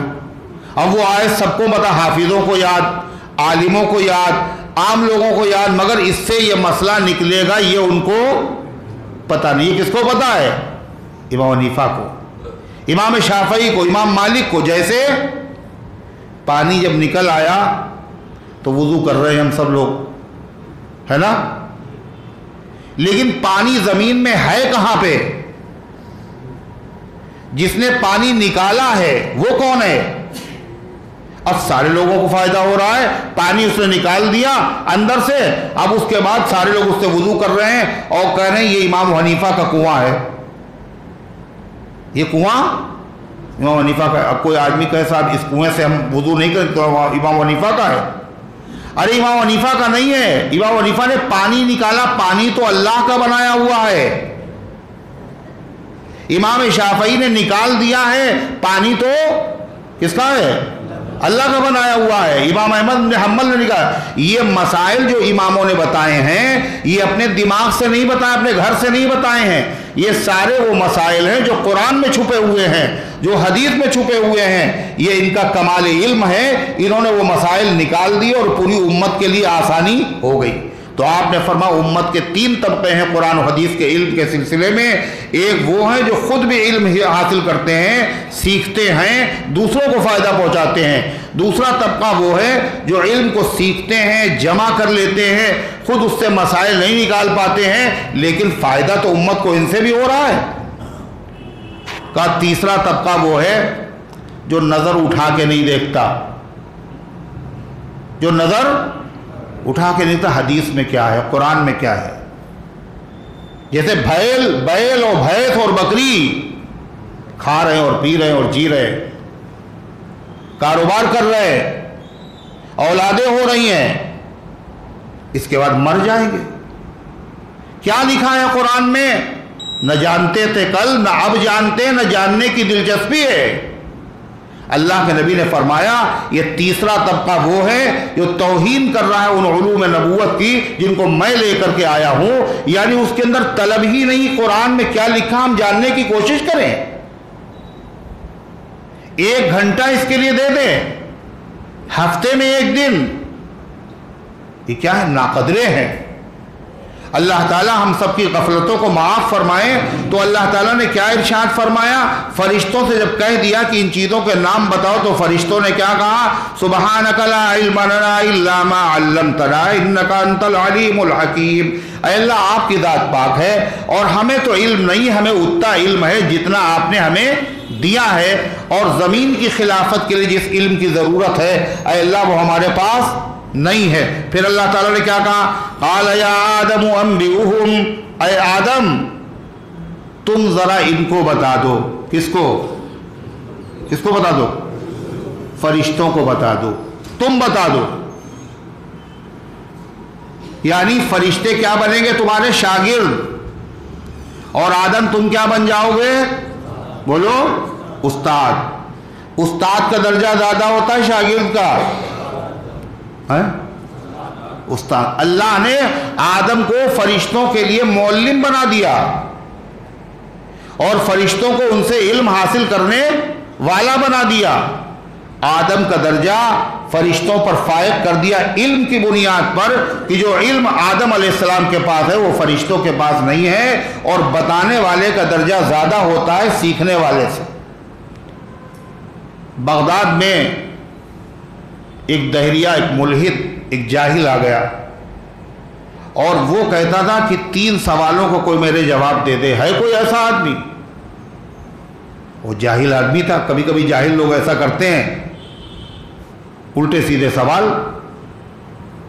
تو وہ لوگ ہمیں سنتے اور کوئی جواب ہی دینے نہیں آتا، تو وہ کہنے لگا کہ بغداد میں کوئی ایسا عالم نہیں جو میرے باتوں کا جواب دے سکے۔ ادھر سے گزرے امام حنیفہ، انہوں نے پوچھا کیا سوال ہے؟ کب میں دوں گا تیرے سوالوں کا جواب۔ اور سوال کیا کرتا؟ 3 سوال کرتا تھا۔ پہلا سوال یہ کرتا تھا، یہ بتائیے کہ اللہ سے پہلے کیا تھا؟ ساری دنیا کو کس نے بنایا؟ اللہ سے پہلے کیا تھا؟ دوسرا سوال یہ کرتا تھا، اللہ اس وقت یہ بتاؤ کر کیا رہا ہے؟ اللہ اس وقت کیا کر رہا ہے؟ اور تیسرا یہ کہتا تھا، یہ بتاؤ اللہ تعالیٰ کا رخ کدھر ہے؟ پورب کی طرف، پچھم کی طرف، دائیں طرف، بائیں طرف؟ کوئی بتا دے میرے 3 سوالوں کا جواب۔ تو امام حنیفہ جب وہاں پہنچ گئے تو انہوں نے کہا کہ میں تیرے سوالوں کا جواب دوں گا، لیکن تم کرسی پہ بیٹھے ہو اور تم پوچھ رہے ہو اور میں دوں گا جواب۔ تم ہوئے میرے شاگرد اور میں ہوا استاد، لہذا آپ نیچے آ جائیے۔ اور امام صاحب جو ہے وہ کرسی پہ بیٹھ گئے۔ کہنے بتانے والے کا درجہ پوچھنے والے سے زیادہ ہوتا ہے، اب بیٹھ گئے۔ کہنے ہاں اب بتائیے کیا سوال آپ کے؟ تو اس نے کہا یہ بتائیے کہ اللہ سے پہلے کیا تھا؟ تو امام صاحب نے فرمایا کہ گنتیاں آتی ہیں آپ کو؟ کہنے ہاں۔ کہا ذرا الٹی گنتی گنیے آپ، 10 سے الٹی گنتی۔ اب اس نے گننا شروع کی، اور جب وہ پہنچا ایک، کہنے اور ایک سے پہلے، کہنے ایک سے پہلے کچھ نہیں، کہنے اللہ سے پہلے کچھ نہیں، اللہ سے پہلے کچھ نہیں. تو کہنا اچھا یہ بتائیے کہ اس وقت جو ہے اللہ کا رخ کدھر ہے؟ کل ایک موم بتی لے کے آؤ. تو موم بتی منگائی، پھر اس کو جلایا. کل یہ بتاؤ اس کی روشنی کدھر ہے، کس طرف ہے؟ تو کل یہ تو ہر طرف ہے. کہ اللہ تعالیٰ کی توجہ اور رحمت ہر طرف ہے. تو اس کے بعد اس نے کہا اچھا یہ بتائیے آخری سوال میرا جو بڑا مشکل ہے کہ اللہ اس وقت کر کیا رہا ہے؟ اللہ اس وقت کیا کر رہا ہے؟ کہ اللہ تعالیٰ ایک دین کے طالب علم کے درجے کو بڑھا رہا ہے اور ایک جاہل کے درجے کو گھٹا رہا. دیکھا آپ نے، مجھے یہاں بٹھا دیا اور تمہیں یہاں، اپنا منہ لے کر کے رہ گیا. اللہ کیا کہہ رہا ہے؟ اللہ نے پہلے فرشتوں سے کہا ان چیزوں کا نام بتاؤ. فرشتے سمجھ گئے جس علم کی ضرورت ہے وہ علم ہمارے پاس نہیں ہے. پھر کیا کہا اللہ تعالیٰ نے؟ آدم تم ذرا ان کو ان چیزوں کے نام بتا دو. قال یا آدم انبئهم، اے آدم ان کو بتا دو باسمائہم، ان چیزوں کے نام.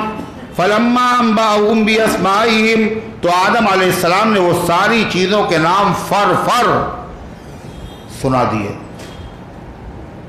فرشتے دنگ رہ گئے. حالانکہ فرشتوں کے سامنے اللہ نے وہ علم سکھایا تھا، فرشتے نہیں اس کو محفوظ کر پائے، آدم علیہ السلام نے محفوظ کر لیا. آج بھی یہ جو قرآن پاک ہے، فرشتے اتنے نیک ہیں، تسبیح پڑھتے ہیں، تقدیس کرتے ہیں، اور قرآن پاک آج بھی فرشتے نہیں پڑھ پاتے. فرشتے قرآن کی تلاوت بولو نہیں کر پاتے، اور ہمارے آپ کے بچے قرآن کی تلاوت کر لیتے. فرشتے قرآن کے عاشق ہیں، قرآن سننے کے مشتاق رہتے ہیں. جب کہیں قرآن کی تلاوت ہوتی ہے تو فرشتے اللہ سے اجازت لے کر قرآن کی محفلوں میں آتے ہیں.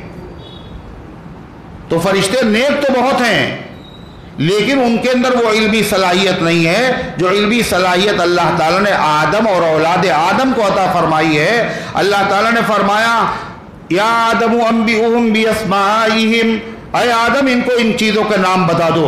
فلما انبأهم باسمائہم، جب اللہ تعالیٰ کے حکم سے آدم نے ان کو وہ نام بتا دیے. کس کو؟ فرشتوں کو. تو اللہ تعالیٰ نے فرشتوں سے کہا قال علم اقل لکم انی اعلم غیب السماوات والارض، کیا میں نے تم سے نہیں کہا تھا میں جانتا ہوں آسمان کی چھپی ہوئی باتیں اور آسمان و زمین کی کھلی ہوئی باتیں. وَأَعْلَمُ مَا تُبْدُونَ وَمَا كُنْتُمْ تَكْتُمُونَ، اور میں جانتا ہوں وہ باتیں جن کو تم ظاہر کرتے ہو اور وہ باتیں جن کو تم چھپاتے ہو. فرشتوں نے ایک بات ظاہر کی تھی اور ایک بات فرشتوں نے چھپائی تھی. فرشتوں نے جو بات ظاہر کی تھی وہ کیا تھی؟ اَتَجْعَلُ فیہا من یفسد فیہا ویسفک الدماء، کہ آپ اس میں ایسے شخص کو نائب بنائیں گے جو زمین میں فساد کرے گا، ایسی مخلوق کو، اور خونریزی کرے گا. یہ کہا تھا. دوسری بات جو فرشتوں نے چھپائی تھی وہ کیا تھی؟ مفسرین لکھتے ہیں فرشتوں نے یہ کہا تھا کہ لن يخلق خلقا لن يخلق اللہ خلقا اکرم علیہ منا وافضل. ہمیں یقین ہے اللہ تعالیٰ کسی ایسی مخلوق کو پیدا نہیں کریں گے جو ہم لوگوں سے زیادہ عزت والی ہو، ہم لوگوں سے زیادہ عزت والی ہو، اور ہم لوگوں سے زیادہ نہیں، فرشتوں سے زیادہ افضل ہو. فرشتوں نے یہ بات دل میں کہی تھی، اس کا اظہار نہیں کیا تھا. اللہ تعالیٰ نے فرشتوں کے سامنے جب آدم سے کہا ان کو نام بتا دو، جب انہوں نے نام بتا دیے تو فرشتوں پر یہ بات ظاہر ہو گئی کہ ہم سے زیادہ مکرم اور معظم اللہ تعالیٰ نے انسان کو بنایا ہے، اور یہ بھی بتا دیا کہ ہم سے زیادہ فضیلت بھی ان کو حاصل ہے۔ اور اللہ تعالیٰ نے جو آدم کی فضیلت فرشتوں پر ظاہر فرمائی وہ کس چیز سے ظاہر فرمائی؟ بولو، علم کے ذریعے سے۔ کیوں؟ فرشتوں کی صفت کیا ہے؟ فرشتوں کا کمال کیا ہے؟ عبادت کرنا اللہ، کیا ہے؟ عبادت کرنا، اور عبادت کرنا یہ مخلوق کی صفت ہے، اللہ کی صفت نہیں ہے۔ عبادت کس کی جاتی ہے؟ اللہ کی۔ اور کون کرتا ہے؟ اللہ کی مخلوق کرتی۔ عبادت کرنا مخلوق کی صفت ہے، خالق کی صفت نہیں ہے۔ اور علم کس کی صفت ہے؟ علم کس کی صفت ہے؟ اللہ کی صفت ہے۔ سب سے زیادہ علم کس کے پاس ہے؟ اور جس کے پاس بھی علم ہے یہ کیا ہے؟ کس کا دیا ہوا ہے؟ اللہ کا دیا ہوا۔ تو عبادت مخلوق کی صفت ہے، فرشتے عبادت میں آگے ہیں، اور علم اللہ کی صفت ہے، اور وہ صفت فرشتوں کے پاس نہیں ہے۔ کس کے پاس ہے؟ وہ کس کے پاس ہے؟ کہہ رہے ہیں اللہ کے پاس ہے۔ کس کے پاس ہے؟ اللہ کے خلیفہ حضرت آدم کے پاس ہے۔ دنیا کے اندر جانا ہے، دنیا کی جو چیزیں اگر معلوم نہیں ہوں گی تو آپ بتائیے فرشتے اگر یہاں نائب بنائے جاتے تو فیصلہ کرتے۔ ایک آدمی نے کسی کو بھوکا رکھا اور فرشتے سے کہا جاتا انہوں نے ہمیں بھوکا رکھا ہے، تو فرشتہ کیا فیصلہ سناتا؟ انہیں وہ بھوک جانتی ہی نہیں کیا ہوتی ہے۔ جب وہ بھوک ہی نہیں جانتا تو فیصلہ کیا کرتا؟ نہ کھائیں نہ پیے نہ سوئیں، نہ ان کی اولاد نہ ان کے بیوی بچے۔ تو اللہ تبارک و تعالیٰ نے فرمایا وَأَعْلَمُ مَا تُبْدُونَ وَمَا كُنْتُمْ تَكْتُمُونَ، اور میں جانتا ہوں جو تم ظاہر کرتے ہو، جو چیز تم چھپاتے ہو۔ اور پھر اللہ تعالیٰ نے ایک دوسرا اعزاز ظاہر کیا۔ وہ دوسرا اعزاز کیا تھا؟ وَإِذْ قُلْنَا لِلْمَلَائِكَةِ اسْجُدُوا لِآدَمَ فَسَجَدُوا إِلَّا إِبْلِيسَ، جب ہم نے کہا فرشتوں سے سجدہ کرو آدم کو، کون کرے؟ فرشتوں سے کہا تھا، ابلیس سے تو نہیں کہا تھا۔ جی نہیں، جب جس چیز کا حکم بڑوں کو لیے ہو تو چھوٹوں کے لیے تو بدرجے اولا ہوتا ہے۔ میاں جب بڑوں سے کہہ دیا اٹھ کے کھڑے ہو جاؤ عزت کرنے کے لیے، اور تم چھوٹے ہو پھر بھی بیٹھے رہو گے، یہ حکم اللہ نے سب سے دیا، فرشتوں کو بھی دیا اور ابلیس بھی اس کے اندر شامل تھا۔ جب ہم نے حکم دیا فرشتوں کو آدم کو سجدہ کرو، یہ سجدہ جو تھا وہ سجدہ کون سا تھا؟ سجدے دو طرح کے ہیں۔ کئی طرح کے؟ ایک ہے سجدہ تعظیمی اور ایک ہے سجدہ عبادت۔ خوب اچھی طرح سمجھ لینا، سجدہ تعظیمی اور سجدہ عبادت۔ سجدہ عبادت یہ کبھی کسی کے لیے اللہ کے علاوہ حلال نہیں رہا۔ عبادت کا مستحق اللہ ہے۔ عبادت کی نیت سے کسی کے آگے سجدہ کرنا حرام تھا، حرام ہے اور ہمیشہ حرام رہے گا۔ ایک دوسرا سجدہ ہوتا تھا تعظیمی۔ تعظیمی کا مطلب کسی کی عزت، اکرام اور احترام کے لیے۔ جیسے ہم لوگ کسی کی عزت اور اکرام کے لیے کیا کرتے ہیں، جب وہ آتا ہے تو ہم لوگ احترام میں اس کے بیٹھ جاتے نا، کھڑے ہو جاتے عزت و اکرام کے لیے۔ اور یہ عزت و اکرام کے لیے کھڑا ہونا ہم لوگوں کو تو اچھا لگتا ہے، مگر اللہ کے نبی کو یہ چیز بولو پسند نہیں تھی کہ حضور صلی اللہ علیہ وسلم آئیں اور آپ کو دیکھ کر صحابہ کھڑے ہو جائیں، آپ کو پسند نہیں تھا۔ اور سب سے زیادہ نبی کی عزت کرنے والے بولو صحابہ ہیں۔ صحابہ سے بڑھ کے نبی کی عزت کرنے والا اور اللہ کے نبی صلی اللہ علیہ وسلم میں محبت کرنے والا نہ پیدا ہوا اور نہ قیامت تک ہوگی۔ تو صحابہ حضور کو دیکھ کر عزت کے لیے اٹھ کے کھڑے ہوئے، مگر آپ نے کیا کہا؟ لا تقوموا لی کما تقوم الاعاجم، مجھے دیکھ کر میری عزت کے لیے ویسے مت کھڑے ہوا کرو جیسے غیر عربی لوگ کسی کی عزت کرنے کے لیے کھڑے ہو جاتے ہیں۔ اس سے کیا پتہ چلا کہ محبت اور عظمت کیا ہے؟ جس سے محبت ہے اس کو تکلیف سے، بولو، تکلیف سے بچانا یا اپنا شوق پورا کرنا۔ دل چاہ رہا ہے نبی کی عزت کریں، اللہ کے نبی آئے ہیں اٹھ کے کھڑے ہو جائیں، دل چاہ رہا ہے، مگر اللہ کے نبی نے منع کر دیا۔ اگر اب منع کرنے کے بعد اگر ہم کھڑے ہوں گے تو اللہ کے نبی کو اس سے کیا ہوگا؟ بولو، تکلیف ہوگی۔ اور صاحب ہم کہیں آپ کھڑے نہیں ہوئے، کھڑے نہیں ہوئے، تو یہ بے ادبی ہے۔ نبی کو دیکھ کر کھڑے ہونا یہ اب ادب نہیں رہا، بے ادبی ہے۔ کیوں؟ کھڑے ہونے سے آپ کو تکلیف ہوگی۔ حقیقی ادب یہ ہے جس سے محبت کی جا رہی اس کو تکلیف سے بچایا جائے۔ کتنے بڑے جاہل ہیں، جب اللہ کے نبی موجود تھے دنیا میں، جب آپ پسند نہیں کرتے تھے مجھے دیکھ کر کے کھڑے ہوا جائے۔ آج کچھ ایسے جاہل ہیں جب وہ میلاد ہوتی ہے تو جب سلام پڑھتے ہیں تو سب کھڑے ہو جاتے ہیں۔ کیوں کھڑے ہو جاتے ہیں؟ کہتے ہیں حضور تشریف لائیں گے۔ اولاً تو یہی چیز صحیح نہیں ہے، اور اگر آتے بھی آپ خدا نخواستہ تو جب زندگی میں آپ اس کو ناپسند کرتے تھے تو اگر یہاں آپ آتے تو کیا پسند کرتے؟ سب جہالت ہے۔ تو غرضے کی تعظیم کے لیے پہلے سجدہ کرنا جائز تھا، تعظیم کے لیے۔ فرشتوں نے آدم علیہ السلام کی تعظیم کے لیے سجدہ کیا، عبادت کے لیے نہیں کیا۔ خانہ کعبہ کی طرف ہم لوگ سجدہ کرتے ہیں، یہ سجدہ کیسا ہے؟ اس میں خانہ کعبہ کی تعظیم تو ہے مگر سجدہ اللہ کے لیے۔ آدم علیہ السلام کے سامنے جو فرشتوں نے سجدہ کیا تھا یہ آدم کی تعظیم کے لیے تھا، اور یوسف علیہ السلام کو ان کے بھائیوں نے اور ان کی ماں اور باپ نے سجدہ کیا تھا۔ قرآن میں ذکر ہے وَخَرُّوا لَهُ سُجَّدًا۔ جب مصر کے وہ بادشاہ بن گئے، اپنے گھر والوں کو بلایا، ان کے بھائی بھی آئے 11 ستارے، اور سورج اور چاند یعنی ماں باپ بھی آئے۔ اللہ فرماتا ہے وہ کیا کیا؟ وہ سجدے میں گر پڑے۔ یہ سجدہ کون سا تھا؟ تعظیم کا سجدہ تھا۔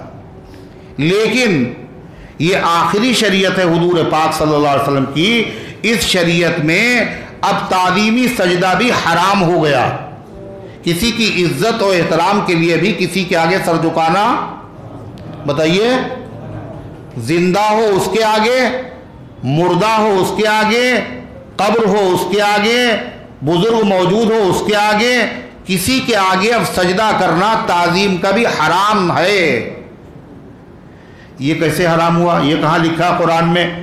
کہ حضور پاک صلی اللہ علیہ وسلم نے حضرت سلمان فارسی سے فرمایا تھا یا سلمان لا تسجد لی، سلمان مجھے سجدہ نہ کرو، واسجد للہ الذی حی القیوم، صرف اس اللہ کو سجدہ کرو جو ہمیشہ سے ہے اور ہمیشہ رہے گا، جو قیوم ہے، اس کے علاوہ کسی کے آگے سجدہ کرنے کی اجازت۔ اور مشہور حدیث ہے، آپ نے کیا کہا؟ اگر میں سجدہ کرنے کی اجازت دیتا تو عورت کو حکم دیتا وہ کس کو سجدہ کرے؟ شوہر کو سجدہ کرے۔ تو حضور پاک صلی اللہ علیہ وسلم اس روایت کو نقل کرنے والے 20 صحابہ ہیں۔ کتنے؟ 20۔ اگر کسی حدیث کو 10 صحابہ نقل کریں تو حدیث قرآن کی طرح ہے، وہ حدیث قرآن کی طرح ہے۔ جیسے قرآن پر عمل اتنا ضروری ہے ایسے اس حدیث پر بھی عمل کرنا ضروری ہے۔ 20 صحابہ اس حدیث کو نقل کرتے ہیں کہ اللہ کے علاوہ کسی کے آگے سجدہ کرنا جائز ہی نہیں ہے، حرام ہے۔ حتیٰ کہ جہاں سجدے کی شکل بنتی تھی، شبہ ہوتا تھا، اللہ نے وہ چیز بھی ختم کر دی۔ کون سی نماز ایسی ہے جس میں سجدہ نہیں؟ ارے بولو، جنازے کی نماز ہے مگر سجدہ نہیں۔ ہر نماز میں سجدہ، ہر نماز میں سجدہ، یہ جنازے میں سجدہ کیوں نہیں؟ کیا اس لیے کہ مردے کا جنازہ اس کی چارپائی سامنے رکھی ہے، اگرچہ اس کو سجدہ نہیں ہوگا مگر شبہ ہو جائے گا کہ سامنے کسی اور کو سجدہ کیا جا رہا ہے۔ صرف یہی نہیں، سجدہ نہیں ہے جنازے کی نماز میں، بلکہ جنازے کی نماز میں رکوع بھی نہیں ہے۔ کیوں نہیں ہے؟ کسی کے آگے تعظیم کے لیے جھکنا بھی اسلام میں منع ہے، اور سجدہ کرنا بھی اسلام میں منع ہے۔ تو یہ اس زمانے کی بات ہے جب سجدہ تعظیمی جائز تھا، تو اللہ تعالیٰ نے حکم دیا فرشتوں سے کہ سجدہ کرو، فسجدوا الا ابلیس، تو تمام فرشتوں نے سجدہ کر لیا۔ کیوں؟ وہ سب جان چکے تھے کہ آدم ہم سے افضل ہے۔ کیوں؟ اللہ ان کو نائب بنایا ہے زمین کا، زمین کی خلافت کے لیے جس علم کی ضرورت ہے وہ ہمارے پاس نہیں، وہ آدم کے پاس ہے، اور جس کے بعد علم زیادہ ہو جو اللہ کی صفت ہے وہ ہم سے افضل ہے۔ سارے فرشتوں نے سجدہ کر لیا، مگر ابلیس نے سجدہ نہیں کیا۔ یہ ویسے کہاں وہاں کیسے پہنچ گیا؟ یہ فرشتہ تھا کیا؟ بولو، وہ سب فرشتے تھے، اور فرشتوں کا معاملہ کیا ہے؟ وہ فرشتے اللہ کی نافرمانی نہیں کر سکتے۔ یہ اگر فرشتہ ہوتا تو یہ بھی سجدہ کر لیتا۔ یہ کیسے وہاں پہنچ گیا فرشتوں میں؟ کہا جب شیطانوں کو بھگانے کے لیے، جب جنوں کو جو زمین میں آباد تھے فساد برپا کیا، فرشتوں کا لشکر اللہ نے بھیجا، تو ان میں یہ بھی موجود تھا، اس لیے یہ تو جن ہے۔ مگر یہ بڑا عبادت گزار تھا اور بڑا عابد و زاہد تھا، اس نے فرشتوں کے سامنے ظاہر کیا کہ ان فسادیوں سے میرا کوئی تعلق، کوئی رشتہ بولو نہیں ہے۔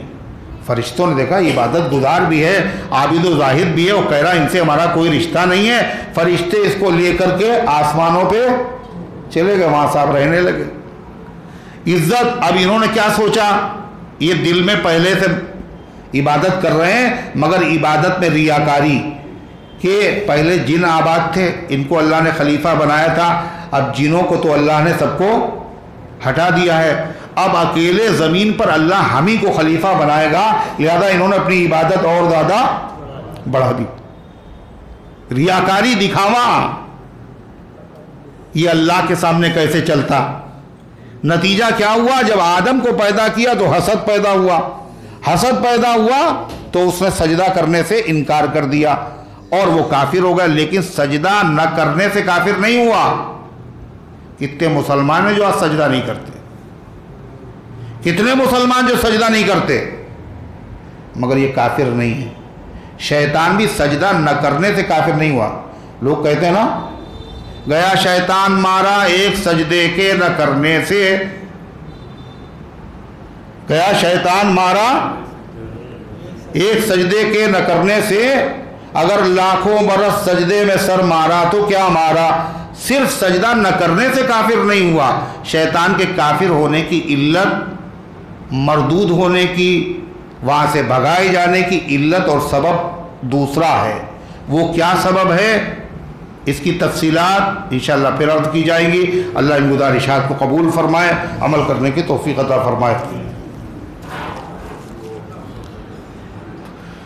محمد نفیس صاحب کا انتقال ہو گیا، اللہ تعالیٰ ان کی مغفرت فرمائے۔ انا للہ و انا الیہ راجعون۔ محمد نسیم کی طبیعت خراب ہے، آراف کی والدہ کی طبیعت خراب ہے، اللہ تعالیٰ ان کو شفا عطا فرمائے۔ محمد عارف کے والد کی طبیعت خراب ہے، محمد عارف صاحب کی طبیعت خراب ہے، جن کے نام لکھے گئے، اللہ تعالیٰ ان سب کو شفا عطا فرمائے اور امت کے تمام مریضوں کو شفا عطا فرمائے۔ رومی کا انتقال ہو گیا، انا للہ و انا الیہ راجعون۔ اللہ ان کی مغفرت فرمائے اور امت کے تمام مرحومین کی مغفرت فرمائے۔ اللہم صلی علی سیدنا وعلی آل سیدنا کما اللہم انت السلام و منک السلام تبارک یا ذا الجلال والاکرام۔ اے اللہ ہم سب کی حاضری کو اپنی رحمت سے قبول فرما، ایمان کامل عطا فرما، اعمال صالحہ کی توفیق عطا فرما، اس درس قرآن کو اپنی رحمت سے قبول فرما۔ اے اللہ تمام شرکاء، تمام حاضرین کی نجات اور مغفرت کا فیصلہ فرما دے۔ اے اللہ جو نہیں آئے ہیں مالک، ان کے دل میں اپنے کلام کی عظمت پیدا فرما۔ اے اللہ اس عظیم الشان نعمت کی قدر کرنے کی ہم سب کو توفیق عطا فرما، ناشکری سے، کفران نعمت سے، اے اللہ قہر و غضب والے کاموں سے ایک ایک امتی کی حفاظت فرما۔ اے اللہ ہمارے ملک کی، ہمارے وطن کی، ہمارے شہر کی فرقہ پرستوں کی شرارت سے حفاظت فرما۔